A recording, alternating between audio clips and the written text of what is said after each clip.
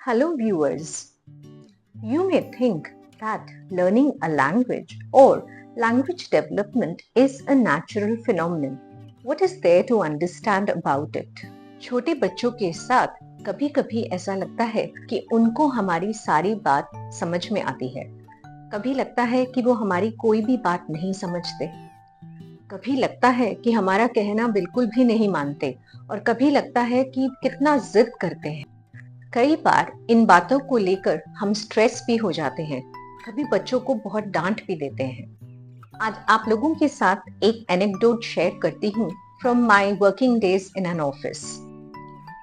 एक बार मेरे कलीग ने कहा कि सरला, मैं तमिल बोलना जानता हूँ। I was so happy and thrilled. और मैंने कहा कि चलो let's talk in Tamil. And can you imagine उसने क्या कहा? उसने कहा इडली वड़ा डोसा चटनी सांबार। ये सुन के मैंने उसको कहा, राजन इसके आगे भी तो कुछ बोलो। तो उसने कहा कि मुझे तो तमिल इतनी ही आती है। जो मैंने कहा क्या वो तमिल नहीं है? उस वक्त मुझे लगा अच्छा मजाक किया उसने मेरे साथ, बट आज मैं सोचती हूँ तो ये बात काफी रिलेटेबल लगती है। जब राजन ने कहा कि वो तमिल बोलना जानता है तो मैंने अज्यूम कर लिया कि उसको मेरे जितनी तमिल तो आती होगी या शायद मुझसे थोड़ी कम आती होगी।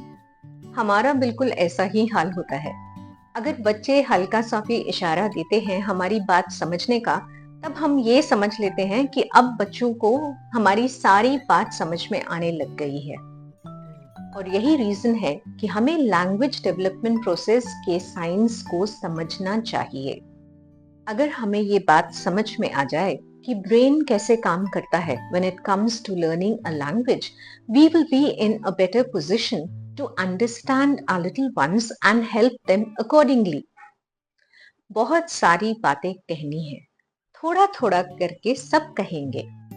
तब तक हमारी बातों पे जरूर गौर करिएगा। More on language development very soon from us. Till then, keep the ball of conversation rolling with your little ones. Bye bye.